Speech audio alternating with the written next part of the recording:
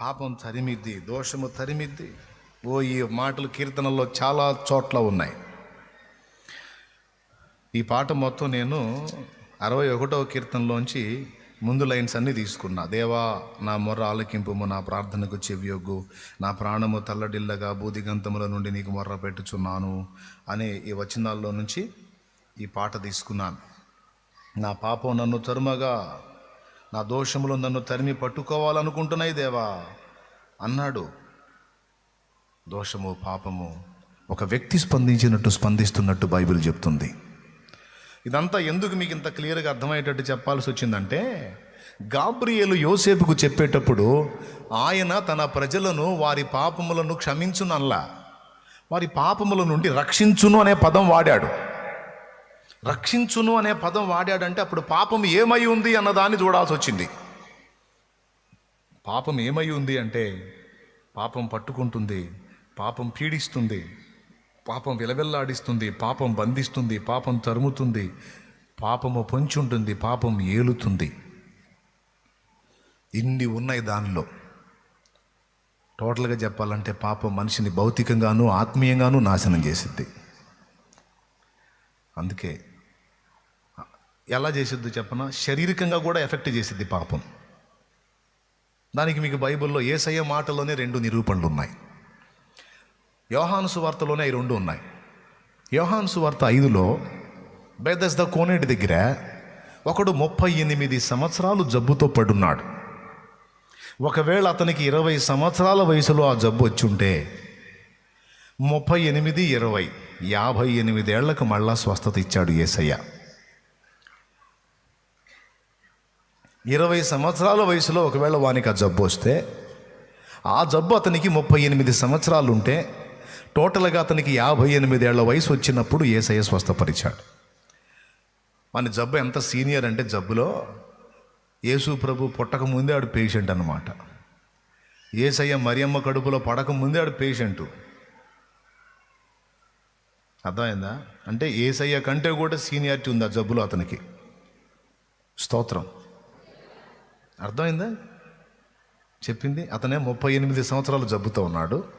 యేసు ప్రభు అక్కడికి వెళ్ళేటప్పటికి యేసు ప్రభు 30-31 సంవత్సరం వయసులో ఉన్నాడు. ఇప్పుడు యేసయ్య వయసు పెద్దదా, అటు జబ్బు పెద్దదా? ఏది పెద్దది? జబ్బే పెద్దదా? సరే, మీరు నాకు పెద్దగా చెప్పకపోతే నేను ఇంతే అడుగుతా.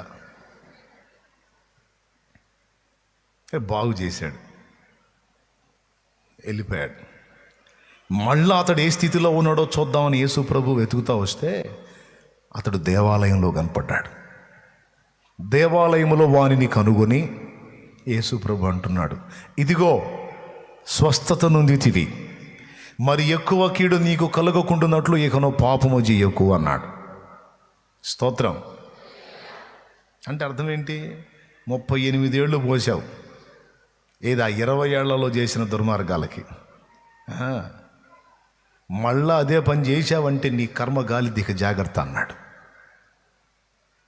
గమనించారా మీరు? వార్నింగ్. మరి ఎక్కువ కీడు నీకు కలగకుండానట్లు ఇక పాపము చేదు. అంటే ఇప్పటిదాకా కలిగిన కీడు ఎందుకు కలిగింది? పాపం వల్ల కలిగింది. ఓకేనా? రైట్. అంటే పాపం యొక్క తీవ్రత చూడండి. 38 ఏళ్ళు ఒకడిని పేషెంట్ని చేసి కూర్చోబెట్టింది. అంటే 38 ఏళ్ళు పీడించింది ఆ పాపం, దెయ్యం పీడించినట్టు. ఎవరు రక్షించారు? యేసు. మాట మాత్రము సెలవిమ్ము, నా బ్రతుకు మారిపోతుంది. మాట మాత్రము సెలవిమ్ము, మాకు విడుదల దొరుకుతుంది.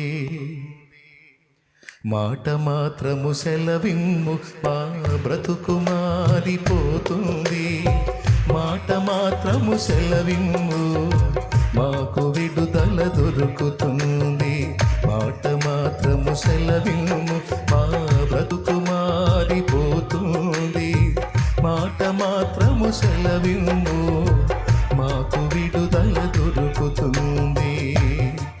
నీ మాట కోసమే యేసయ్య మా కన్నీళ్ళు ఎదురు చూసేనయ్యా, నీ మాట కోసమే యేసయ్య నా కన్నీళ్ళు ఎదురు చూసేనయ్యా. మాట మాత్రము సెలవినుము, మా బ్రతుకు మారిపోతుంది. మాట మాత్రము సెలవినుము, మాకు విడుదల దొరుకుతుంది. ఒక మాటే లేచి నీ పరిపెత్తుకున్నాడు అన్నాడు. కథం 38 ఏళ్ళు పీడించిన పాపం వాడిని వదిలింది, ఆ శాపం వదిలింది, ఆ జబ్బు వదిలింది. దెబ్బకి లేచి నడవటం మొదలుపెట్టాడు. బాబా యేసు వాక్కుకి ఎంత శక్తి, వాక్కుకి ఎంత శక్తి. 8వ అధ్యాయం చూస్తే ఆ అమ్మాయి వ్యభిచారంలో పట్టుబడింది. ఆ వ్యభిచారం చేస్తుండగా క్యాచ్ అయింది. వాస్తవంగా ఆమెను అక్కడే రాళ్ళతో కొట్టి చంపేవాళ్ళు. ఎట్లనో వాళ్ళకి యేసయ్య గుర్తొచ్చాడు. ఆ సంపుదాం అనుకున్న వాళ్ళకి యేసయ్య గుర్తొచ్చాడు. తెచ్చి యేసు దగ్గర పడేశారు. యేసు, ధర్మశాస్త్రము నెరవేరుస్తాను, అచ్చైన పొల్లైన తప్పిపోదన్నావు. ధర్మశాస్త్రం చెబుతుంది వ్యభిచారం చేసిన వారిని రాళ్లతో కొట్టి చంపాలని. అలాగే పాపిని కరుణిస్తాను, కనికరిస్తాను, రక్షిస్తాను అని కూడా మాట్లాడుతున్నావు. పాపిని రక్షించాలంటే ధర్మశాస్త్రాన్ని తృణీకరించాలి. ధర్మశాస్త్రాన్ని నెరవేర్చాలంటే పాపిని తృణీకరించి శిక్షించాలి. ఇరక్కపోయావు కదా, మాతో పెట్టుకుంటే అంతే. బోధకుడా, మా తెలివి ప్రపంచంలో ఎవడికి లేదు. చూసావా, క్లీన్ బౌల్డ్ అయిపోయావు. చెప్పు చెప్పు చెప్పు, ఈమెను శిక్షిస్తావా, రక్షిస్తావా? నువ్వు రాయేస్తావా, లేకపోతే వదిలేస్తావా? వదిలేస్తావేమో ధర్మశాస్త్రం తప్పినట్టు అయింది, రాయేస్తావేమో పాపిని రక్షించనట్టు అయింది. ఏం చేస్తావు బోధకుడా? ఆయన అన్నాడు, ఈమె వ్యభిచారం చేస్తూ పట్టబడిందా? అట్లయితే శిక్షించాల్సిందే. అయితే ఎవరెవరిని శిక్షించాలి? ఎవరెవరిని శిక్షించాలి? మీలో ఇంతవరకు నేను ఏ పాపము చెయ్యలేదన్నవాడు ఎవడున్నాడో వాడు ముందుగా వచ్చి మొదటిగా రాయి వేసిరన్నాడు. రాళ్ళు కూడా తెచ్చుకున్నారు కదరా వేట కుక్కల్లాగా. వేయండి, రాయి వేయండి. నాలో ఇంతవరకు పుట్టింది మొదలుకొని ఇంతవరకు ఒక్క తప్పు, ఒక్క పాపం, ఒక్క పొరపాటు కూడా జరగలేదనే దమ్ము, ధైర్యం, గుండె ఎవరికైనా ఉంటే వేయ్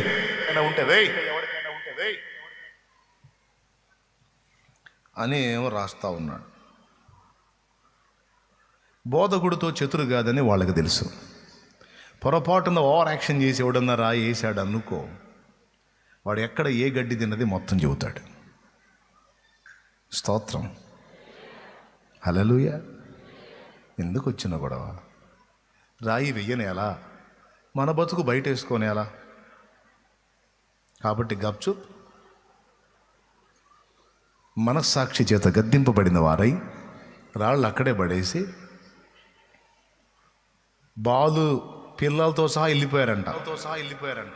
తండ్రులను చూసి పిల్లలు కూడా వచ్చారండి రాళ్ళు వేయటానికి. బుద్ధి పెద్దోడు ఏం చేస్తే పిల్లోడు అదే కదా చేస్తాడు. ఈ రాళ్ళు వేసే బుద్ధి, తల్లిదండ్రికి రాళ్ళు వేసే బుద్ధి ఉంటే పిల్లలు కూడా రాళ్ళు వేసేవాళ్ళే తయారవుతారు. తల్లిదండ్రులకి క్షమించి ప్రేమించే బుద్ధి ఉంటే పిల్లలు కూడా అట్టంటి వాళ్ళే తయారవుతారు. బాలురు మొదలుకొని వృద్ధుల వరకు మొత్తం పోయి ఎర్రాళ్ళు పడేసి. గమనించండి, ఆమెను తరుముకుంటూ వచ్చింది చూడు పాపం. ఆమెను తరుముకుంటూ వచ్చింది పాపం. నలుగురిలో నవ్వుల పాలు చేసింది పాపం. దోషిని చేసింది, చావుకి తీసుకొచ్చింది. యేసయ్య అడ్డుపడకపోతే చిత్రవదగా చచ్చిపోయేది, చిత్రవదగా. అప్పుడు యేసయ్య కళ్ళెత్తి చూచినప్పుడు ఎవరు లేరాడా, ఆ ఒక్కతే ఉంది, ఏడుస్తా. అమ్మా అన్నాడు. నీ మీద ఎవరు రాయలేదా అన్నాడు. లేదు ప్రభువా, నన్ను ఎవ్వరూ శిక్షించలేదు అంది. వాళ్ళెవ్వరికి లేదమ్మా నిన్ను శిక్షించేదానికి లైసెన్సు, నాకుంది. వేస్తే నేను రాయితో కొట్టి చంపొచ్చు, ఎందుకంటే పుట్టినది మొదలుకొని ఇప్పటి వరకు ఒక్క పాపము కూడా లేని పరిశుద్ధుని నేను. ఒక్క పాపము కూడా నా యందు లేదు. రుజువు చేసే మొనగాడెవడు లేడు. అయినా నేనును నిన్ను శిక్షించను గాని నీవు వెళ్ళు, ఇక పాపం చేయొద్దమ్మా అన్నాడు. యోహాను సువార్త 8వ అధ్యాయంలో 11వ వచనం. అమ్మా ఇక పాపము ఎందుకు తెలుసా? అదే నిన్ను ఈ గతి చేసింది, అదే నిన్ను ఈ స్థితికి తీసుకొచ్చింది, అదే నిన్ను ఇంత దిగజార్చింది, అదే నిన్ను నలుగురిలో నవ్వులు పాలు చేసింది, అదే నీ బ్రతుకుని చావుకు తీసుకొచ్చింది, అదే నిన్ను ఆత్మహత్యకాడికి నడిపిస్తుంది. చావు చావు చావు చావు చావు అని, చావు చావు అని ఉరేసుకో, మందు దాగు, రైలు కింద తలబెట్టు, నిన్ను ప్రేరేపిస్తుంది ఆ పాపమే. దాని నుంచి నేను నిన్ను విడిపించా. ఇక మళ్ళా దాని జోలికి నువ్వు దేవునికి స్తోత్రం కలుగును గాక. హల్లెలూయా.